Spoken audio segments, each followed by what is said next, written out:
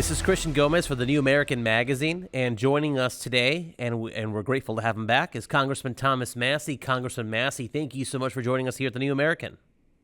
Great to be back on your show, Christian. So both President Trump and Agriculture Secretary Brooke Rollins have both confirmed plans for the U.S. to buy Argentine beef. And this comes just after a White House announcements in which the White House announced it would bail out Argentina to the tune of $40 billion US. And while aboard Air Force One, Trump told reporters about the plan to buy the Argentine beef. If we do that, that will bring our beef prices down. So what do you make of this bailout? And could you tell us a bit about your plan to lower the price of U.S. beef that's more in line with America First, making America healthy again, and also with free market principles? Sure. I mean, if they're getting a $40 billion bailout, let's say we bought $400 million worth of their beef. I don't even know if they have that much for us to buy. That would be only 1% of the bailout. So supposedly, I guess, this is the president trying to kill two birds with one stone, maybe make up part of the bailout, but also to bring prices down. The problem with flooding the U.S. market with foreign beef is that hurts U.S. farmers. So, and that hurts the beef farmers.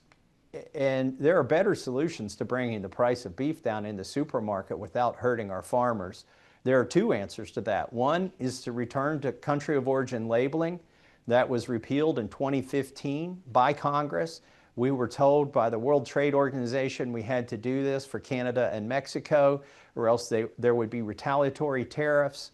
I thought it was a bunch of bull, so I was, no pun intended, I was one of 8 Republicans who voted against repealing the country of origin labels in 2015. But the bill prevailed, and it was signed by Obama, and we don't have labels anymore. Here's what labels would do.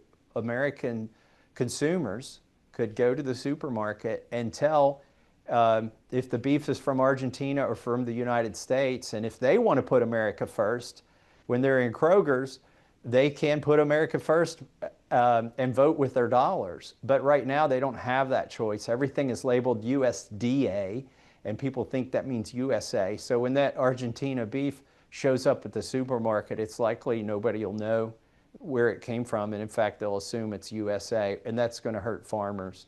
By the way, cattle prices are up, and they're at an all-time high. You know, high cattle prices solves high cattle prices. In other words, if the cattle prices are high enough that American farmers can make a living raising cattle, there will be more cattle farmers, and then the supply will go up, and we won't have to get it from foreign countries. So I think trying to bring the price down at the supermarket by importing foreign beef is not America First. Having country of origin labels that disclose when the beef is from American farmers is America First. And the other legislative solution to the problem of high beef prices is to pass My Prime Act. It basically returns us to scale appropriate regulation. Right now we have scale prejudicial regulations. If you're a custom slaughterhouse and you butcher, let's say, 8 animals a day, you have the same compliance overhead as the Oscar Mayer Wiener factory that's butchering hundreds, if not thousands, of animals a day. And I think that's unfair. And so my Prime Act says that as long as custom slaughterhouses are complying with state and local health inspections, that they don't need to have a USDA inspector, and as long as the transaction is intrastate. In other words, if they're not involved in interstate commerce, a farmer can use a local processor to sell to a local consumer, and that would bring the price of beef down and raise the margin for the farmer. If beef comes from Argentina, would there even be USDA inspections of those facilities over there in Argentina? And if so, would we be able to trust any inspection done overseas? That's a great question. You know, I was in the supermarket once and I wanted to get some organic apple juice, so I put it in my cart. But before I got to the checkout counter, I looked and it said product of Turkey. And I thought to myself, I doubt we have USA citizens in Turkey inspecting these apples and making sure that this stuff's organic. And in fact, it's probably a lot easier in Turkey to slip an inspector a $100 bill or whatever their currency is and get certified as USDA organic and not actually be organic. So no, my concern is not, by the way, Christian, it's not just that they won't be subject to the same inspections or inspectors in the United States, but that there could be corruption in a country like Argentina, where people are trying to make a buck, especially if times are hard. And that also there's a different standard for raising beef there. You know, US athletes have been advised not to eat meat in Mexico or China when they travel there if they don't want to fail their drug tests when they compete in the Olympics, because there are countries, even though they may have banned anabolic steroids in animals in those other countries, it might be the case that they just don't enforce it very well, and there's too much incentive to give steroids to animals and make a profit. So you also don't know what you're getting in the beef that the USDA doesn't even inspect for. Absolutely. It might not even be beef. It could be some other kind of meat that's being packaged as beef. I know that's actually a problem in communist China. Maybe it's not a problem in Argentina, but one never knows, right? That's right. Although, you know, I've been told that Argentina beef is good beef. I raise beef myself. I say put a label on it, don't give it any preference, and let the consumer decide. Why should the president or the Secretary of Agriculture decide that we're going to buy more beef from Argentina? Is there some kind of quota? Are they going to tell the supermarkets they have to buy the beef from Argentina? Or, I mean, because obviously they're not going to eat that much beef at the White House, even with that new ballroom on the back of it. They're not going to, when they say they're going to buy more beef, they mean they're going to make you buy more Argentina beef. By the way, speaking of that ballroom, what do you think about that? I think the optics are a little off to be doing that construction project during a shutdown when people might not be getting their paychecks. But obviously the construction was already scheduled, and it may be paid for with other than tax dollars. So it might be okay. I just think the optics aren't that great. Yeah, and speaking of the Argentine beef in the World Trade Organization, we've discussed this before on the show, so you've mentioned and you just mentioned it again. But the reason why, as of course you recall, the World Trade Organization made its ruling was that Canada and Mexico at the time, when we did have the cool labeling, both those nations complained that the labels were hurting the sale and purchase of their Canadian and Mexican beef sold in U.S. markets, supermarkets, and grocers, and so forth.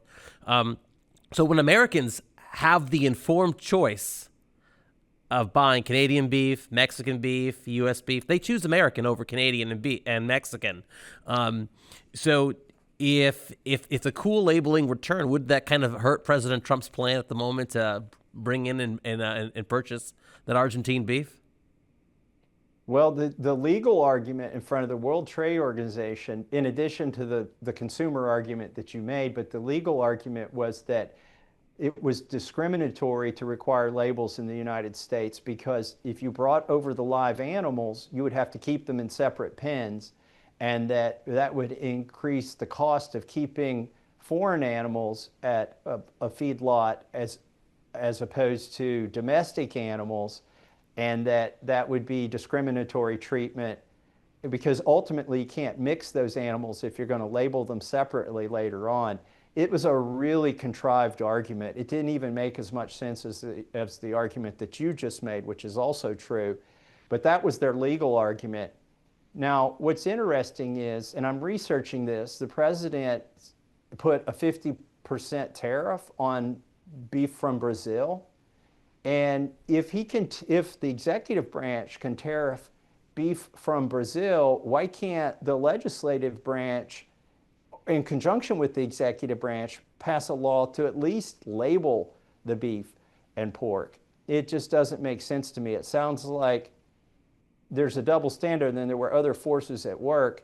Again, you said correctly that it was Canada and Mexico, but I have a little theory that the meat packers who operate in the United States wanted to be able to buy cheaper animals and sell the meat at the same price, so they put Canada and Mexico up to the lawsuit. Interesting. But given the current situation, you've been calling for the repeal of the decision to repeal the cool. So basically, you've been calling to bring back cool labeling. Do you think that Yes. this situation can shed the kind of light and exposure needed on the movement to get us out of the global UN-aligned World Trade Organization? Because that's the reason why, as you pointed out, we don't have the labeling anymore. I mean, we're being told what to do by foreign unelected bureaucrats. Well, I think our government was too eager to acquiesce to the World Trade Organization ruling at the time. And I think it's because you have lobbyists here in Washington, D.C. that were inside the executive branch and also inside of Congress making donations that work for the meat packers who had an interest in acquiescing to the World Trade Organization. It seems now that Trump is not acquiescing to the World Trade Organization, like I said. So we should be able to do it. We should strike while the iron is hot. Or the grill is hot, maybe in this case. And I have been working this week on my own legislation to reinstate mandatory country of origin labeling for pork and beef, but just discovered there are a couple other congressmen working on this as well. And so what I'm going to decide right now is whether to combine my effort with those other congressmen in order to have a bigger coalition for this. So we're talking about what that bill would look like. But suffice it to say, whether it's me leading the bill or another congressperson leading the bill, or whether we introduce two separate bills, there will be legislation introduced in the next week or two while this issue is topical. Now, the government, of course, remains shut down, so it'll be a while before, I guess, any bills could be formally introduced and voted on or assigned to their committees. I don't think that can happen while the government remains shut down. Now, you have voted, if I'm not mistaken, you voted against the Republican resolutions. Could you just explain to our viewers why you voted against those resolutions? What's so bad about them? Well, first of all, something unprecedented in my 13 years in Congress is happening right now, which is the government isn't just shut down, but the House of Representatives is in recess. And I've never lived through a shutdown where Congress also goes on recess. There's some speculation that the Speaker is doing that to avoid the Epstein discharge petition getting 218 votes, because as soon as we go back into regular session, he'll be forced to sign in a new member of Congress, which will constitute the 218th vote or signature for the discharge petition.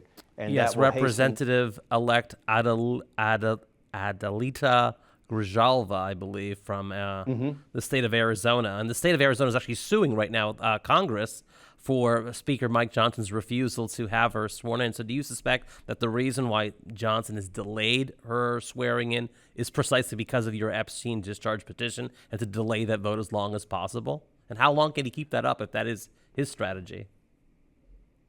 Well, the Speaker himself has already established a precedent for swearing in members of Congress during pro forma sessions. You see, in order to keep Trump from having recess appointments, Speaker Johnson holds pro forma sessions. These are sessions that last maybe 100 seconds, where you say a prayer and a pledge of allegiance and gavel back out. And you do that every 4 days to avoid triggering an actual recess in which the president could make recess appointments. So the Speaker's trying to have his cake and eat it too. He's trying to have these pro forma sessions and say that counts as a real session, so we're not in recess, so Trump can't make any recess appointments. But he's also saying that during a pro forma session, he's not obligated to swear in a new member of Congress. The problem with that is Speaker Mike Johnson has sworn in 2 other members of Congress during pro forma sessions, but those were Republicans. He doesn't have a leg to stand on here, although the lawsuit might be unsuccessful because the court is loath to get involved in decisions of Congress that only affect Congress. It's a great case for law students, I suppose, at some point, just like my case against Nancy Pelosi when she docked my pay for refusing to wear a mask. I'm painfully aware of how the courts rule on these things. They give a large swath, a lot of deference to the legislative branch when it comes to internal legislative branch rules. Did Pelosi actually get away with cutting your pay, and was it ever raised back? I never got the money back. Speaker McCarthy could have given me the money back, but he did not. Now, if he had given me the money back, I might have lost my standing for the lawsuit.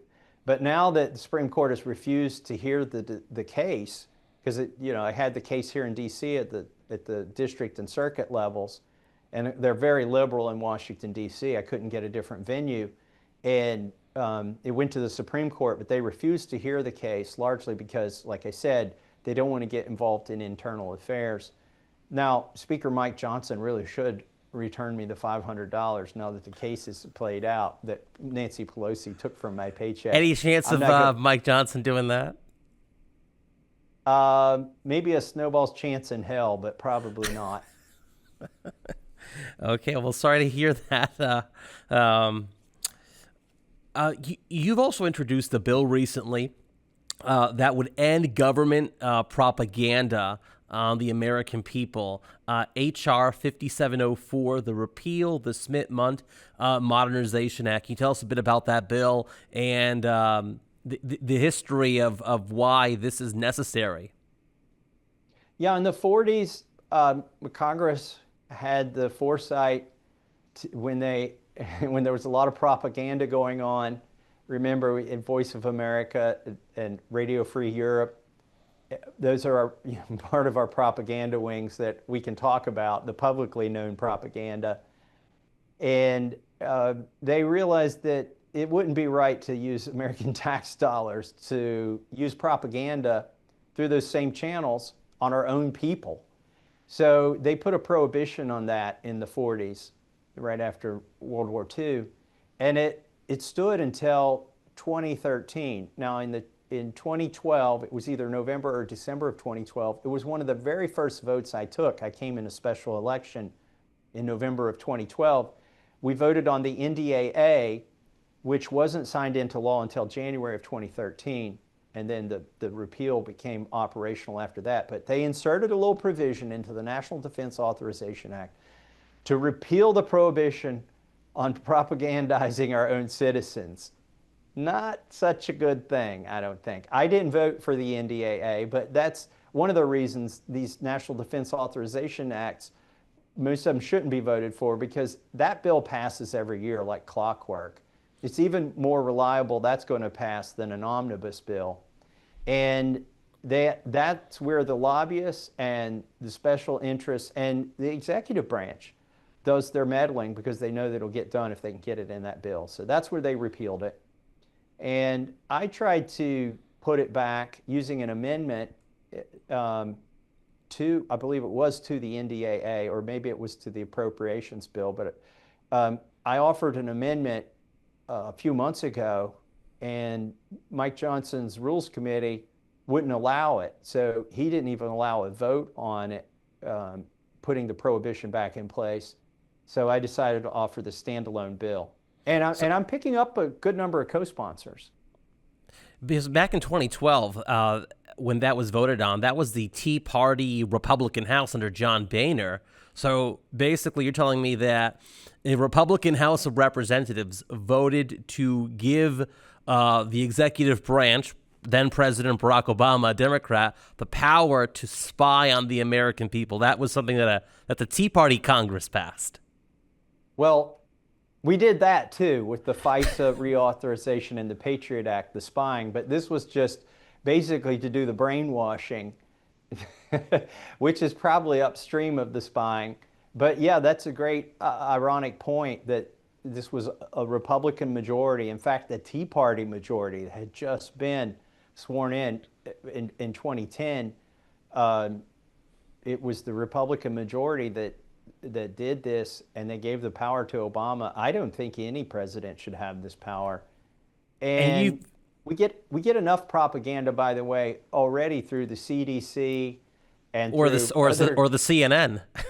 Yeah, right. Well, and that's a good point. My bill does not affect private agencies unless they're acting on behalf of the government.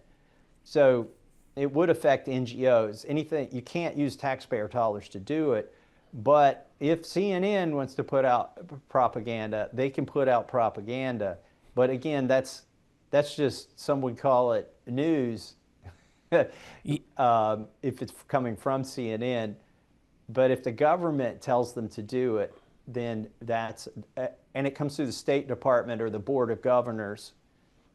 Again, if it comes through CDC, my reinstatement of the Smith-Mundt Act doesn't even cover the CDC. I think this should be a no-brainer. We're just talking about the State Department here. Yeah, and your bill, should it pass, it would stop something called the United States Agency for Global Media. And that's a new acronym that probably most Americans haven't heard of. At least it's not a household name yet. So can you tell us what that agency exactly does? Well, it's a Cold War relic, in my opinion. We still have Radio Free Europe and Voice of America, right? Now, I imagine they've moved on, and they'll have fake social media accounts, for instance, and try to influence people in Russia. But I don't think they should have fake social media accounts here in the United States trying to influence U.S. citizens. But that's the kind of stuff they did during World War II by broadcasting radio stations into the countries where we were trying to influence the people. We're not currently at war. I don't know that we need to even propagandize other countries, but can we just agree we don't need to be doing that to ourselves? By the way, Mike Lee has a companion bill or a similar bill in the Senate, but I feel, Mike Lee is my second favorite senator next to Senator Rand Paul, but I feel like our bill is a little bit stronger since it does cover that global media group that you mentioned. Absolutely. Speaking about the irony of a Tea Party Congress voting to empower President Obama with propaganda powers over the American people, the fact that you voted against it at the time shows how consistent you are with the true principles of the Constitution and the Founding Fathers against the surveillance state, regardless of the president being Democrat, Republican, and the House being, with your majority in power. But yet the president has the audacity to say on Truth Social, as you've probably seen over the weekend, of course, to refer to you as a rhino. So how do you respond to the charges that you're a rhino when your voting record doesn't reflect that? I don't know what voting record the president has been seeing, but it's not been your voting record. Yeah, I mean, a lot of people who listen to your show probably get also the New American Magazine, and in there you can see the Freedom Index, where I have, I think, a 99% lifetime score, one of, if not the strongest score in the House of Representatives, certainly a stronger score than any other member of the House of Representatives from Kentucky. So if they call me a rhino, I guess every member of Congress who's a Republican is a rhino, because I would be more conservative than them, or at least adhere to the Constitution more so. Two things can't simultaneously be true. You can't vote for every one of these big giant bills and at the same time get 100% on defending the Constitution, because the bigger the bill gets, the more likely it is to infringe on the Constitution. And people used to ask one of my favorite people, Congressman Ron Paul, is it true that you read these bills that are thousands of pages long? Do you sit down and read the entire bill? And Congressman Paul was famous for saying, Actually, I get a few pages into reading it and I find something that's unconstitutional and I don't need to read the rest.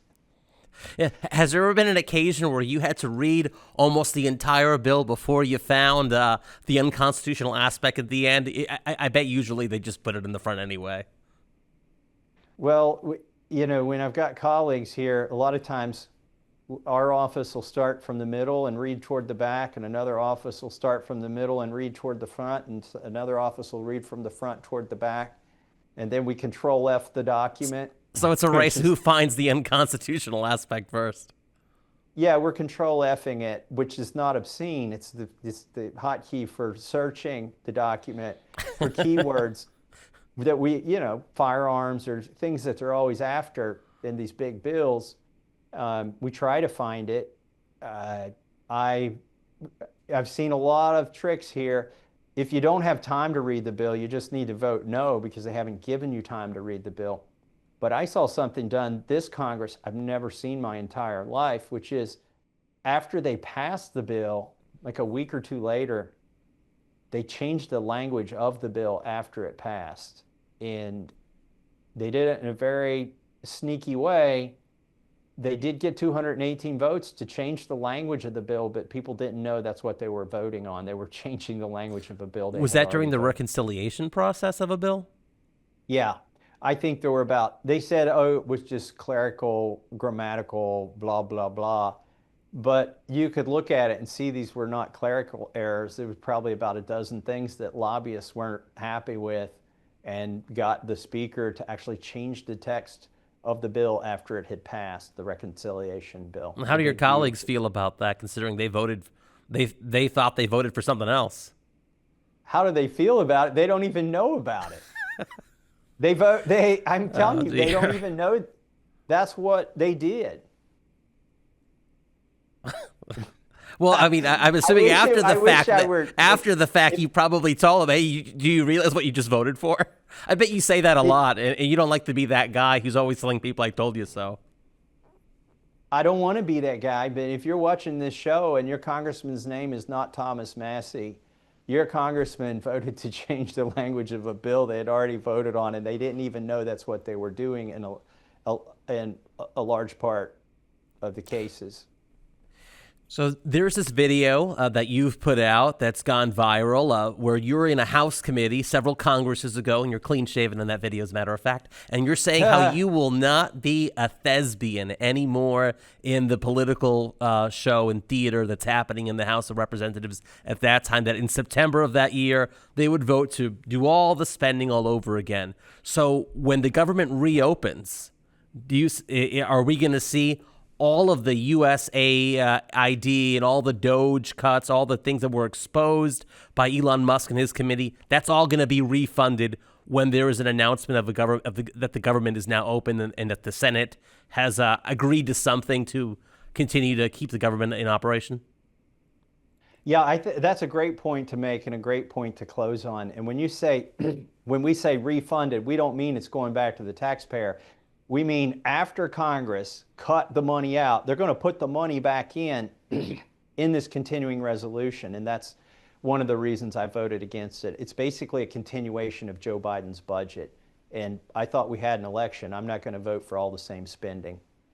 Yeah, and yet the Democrats somehow think that this is a Republican budget when it's really all of their stuff, as you always point out. Well, Congressman Massie, thank you so much for your time, for your consistency, and for your constitutional voting record on the New Americans Freedom Index. And we encourage everyone to check that out at thenewamerican.com/the Freedom Index or thefreedomindex.org to find your voting record and the voting record of your congressman. So you could ask him how come he's not voting or she's not voting constitutionally, or why they're voting to change the bills after they got passed. So anyway, thank you so much, Congressman Massie. Thank you, Christian. Do you know how your U.S. representative and U.S. senators are voting? Or how about your state legislators? Well, you can find out on thenewamerican.com using the Freedom Index. That's where we keep track of how every member of Congress in the House and the Senate and every legislator of all 50 state legislatures vote on key issues. You can find this out on thenewamerican.com/Freedom Index or on thefreedomindex.org.